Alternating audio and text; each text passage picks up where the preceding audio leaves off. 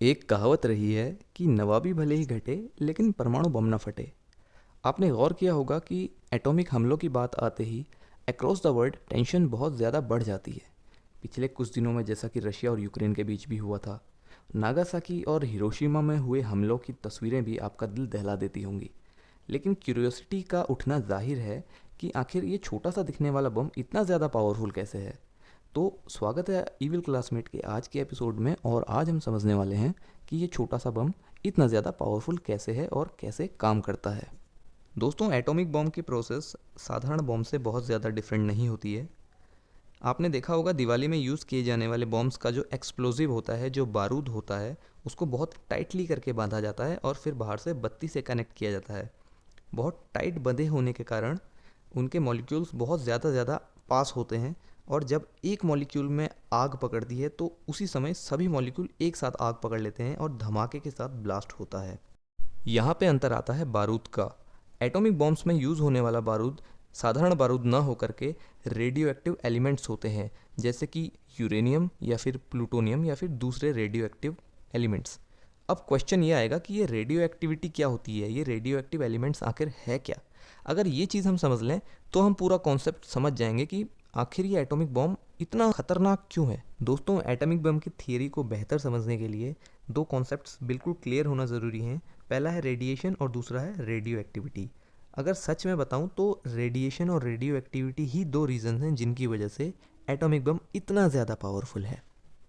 तो चलिए बात करते हैं रेडिएशन पर। आम बोलचाल में भी कई बार ये शब्द यूज किया जाता है, जैसे कि 5G radiation, mobile radiation. Radiation शब्द रेडियो से बना हुआ है और रेडियो का मतलब होता है प्रसार करना, यानी कि फैलना। अब अगर हम रेडियो की वर्किंग प्रोसेस समझ जाएं तो रेडिएशन आसानी से समझ आ जाएगा। रेडियो क्या करता है, टावर से आने वाली तरंगों को कैप्चर करता है और उनमें जो भी डेटा एनर्जी के रूप में सेव होता है उस डेटा को डीकोड करके हमें साउंड के रूप में प्रोड्यूस करके सुनाता है। इसी तरीके से मोबाइल का भी प्रोसेस है। जो भी कुछ हम बोलते हैं, मोबाइल उसको इलेक्ट्रोमैग्नेटिक वेव्स के रूप में ट्रांसफ़र करता है टावर तक, और टावर से वो रिसीवर फ़ोन को ट्रांसफ़र होती हैं, और उसके बाद रिसीवर फ़ोन उनको डीकोड करके साउंड एनर्जी के रूप में प्रोड्यूस करता है। तो बेसिकली टोटल कुल मिला के हिसाब ये है कि ऐसी वेव्स या फिर ऐसी इलेक्ट्रोमैग्नेटिक वेव्स जो कि साथ चलते हुए एनर्जी को लेके चलती हैं, उनको हम रेडिएशन कह देते हैं। इसका एक और एग्जांपल है मेरे पास, वो है माइक्रोवेव का। आपने माइक्रोवेव ओवन देखा होगा, उसमें जो भी खाना रखा जाता है उसके ऊपर माइक्रोवेव्स गिराई जाती हैं। तो माइक्रोवेव्स अपने साथ एनर्जी लेके चलती हैं और खाने को थोड़ी देर में पका के तैयार कर देती हैं। इसी तरह से सनलाइट का एग्जांपल ले लीजिए। सनलाइट जो है वो तरंगों के रूप में धरती पे आती है, और जो ये वेव्स या तरंगें होती हैं इनमें जो ऊष्मा या एनर्जी या हीट होती है वो फोटॉन्स के रूप में जमा रहती है और पृथ्वी पे आके रिलीज होती है। तो इसी तरह से और भी बहुत सारी रेज हैं, जैसे कि एक्सरे है, माइक्रोवेव है, इसी तरह से गामा रेज हैं। तो ये अन्य एग्जाम्पल हैं जिनमें की एनर्जी स्टोर होती है। तो इस तरह की सभी इलेक्ट्रोमैग्नेटिक वेव्स जो अपने साथ में एनर्जी कैरी करके चलती हैं, इन्हीं को रेडिएशन कहा जाता है। ये अलग अलग सोर्सेज से पैदा हो सकती हैं, अलग अलग जगहों पे डाली जा सकती हैं। अब मुड़ेंगे रेडियो एक्टिविटी की ओर।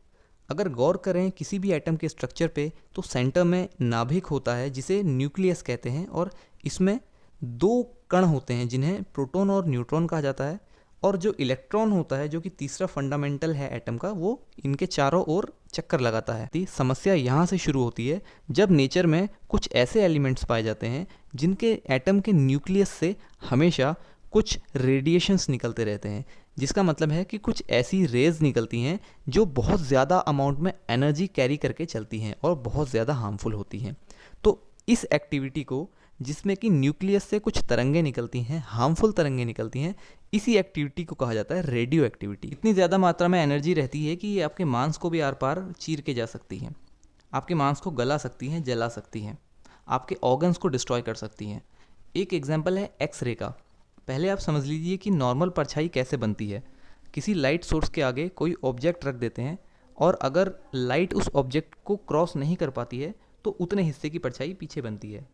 इसी तरह से जब आप अपना हाथ एक्सरे सोर्स के आगे रखते हो तो एक्सरे सोर्स में से जो निकलने वाली एक्स रेज हैं आपके मांस को पूरी तरह से चीर के आर पार निकल जाती हैं, हड्डियों को नहीं चीर पाती, इसीलिए हड्डियों की परछाई आपकी एक्सरे में शो होती है। लेकिन ये तब होता है जब हम एक्सरे की बहुत लिमिटेड मात्रा यूज करते हैं। अब अगर आप सोचिए, अगर आप किसी ऐसे सोर्स के आगे खड़े हो जाएं जहां से बहुत ज़्यादा मात्रा में एक्सरेज निकल रही हों, तो आप समझ सकते हैं क्या हाल होगा। इसी तरह से दूसरे पार्टिकल्स हैं जैसे कि अल्फ़ा और बीटा पार्टिकल्स, इसके अलावा गामा रेज हैं, ये भी बहुत ज़्यादा मात्रा में घातक होती हैं। ये इस हद तक ज़्यादा घातक होती हैं कि डीएनए में जाकर डीएनए के न्यूक्लियोटाइड को डिस्ट्रॉय कर देती हैं।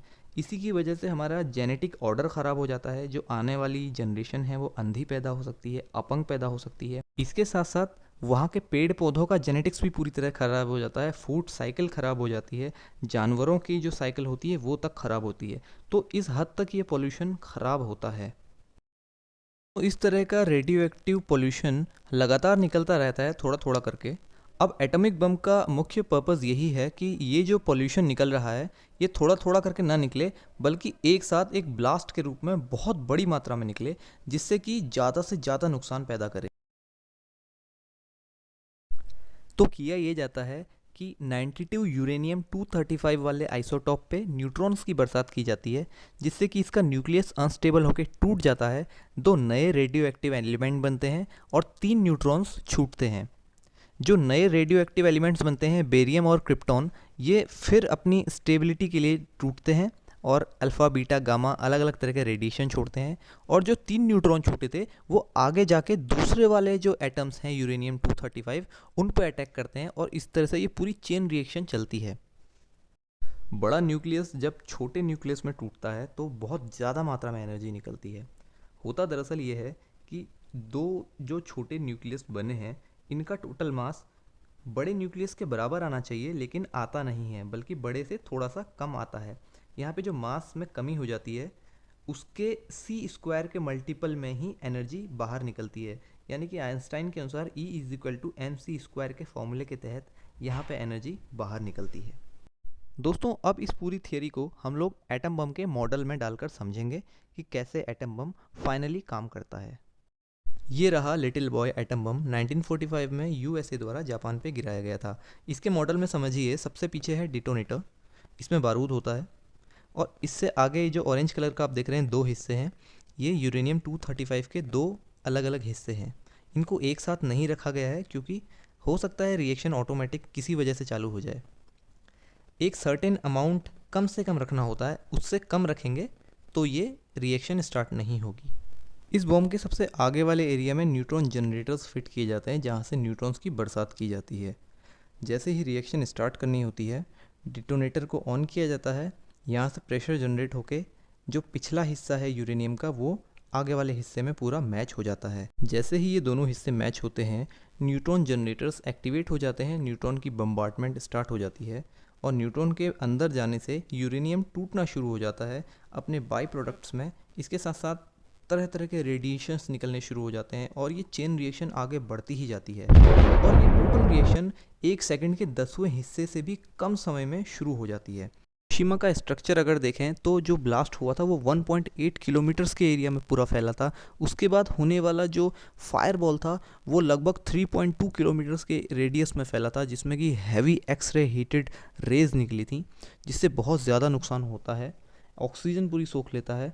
इसके बाद जो अगला जो आप ग्रीन लाइन दिखती है ये दिखाती है कि जितने भी रेजिडेंशियल एरियाज़ थे वो सारे के सारे शॉक वेव्स के कारण तबाह हो गए थे, लोगों को बहुत ज़्यादा नुकसान हुआ था, चोटें आई थी। और ये ब्लू लाइन का जो रेडियस है ये दिखाता है कि कितनी ज़्यादा मात्रा में कितनी दूरी तक ये रेडिएशन गया था, जिसका असर आज भी वहाँ पे मौजूद है। उम्मीद करता हूँ आप समझ गए होंगे कि एटम बम न सिर्फ एक ब्लास्ट करने वाला बम है, बल्कि ये इंसानी नस्ल को बर्बाद करने वाला है, वहाँ के एनवायरनमेंट को, वहाँ के फ्लोरा एंड फौना को पूरी तरह से तहस नहस करने वाला बम है। यही वजह है कि सभी देश इसके बारे में जब भी कोई चर्चा होती है तो काफ़ी कॉन्शियस हो जाते हैं। आशा करता हूँ वीडियो पसंद आया होगा, तो थोड़ा हौसला बढ़ाने के लिए सब्सक्राइब करें, वीडियो को थोड़ा शेयर करें, लाइक करें। Thank you.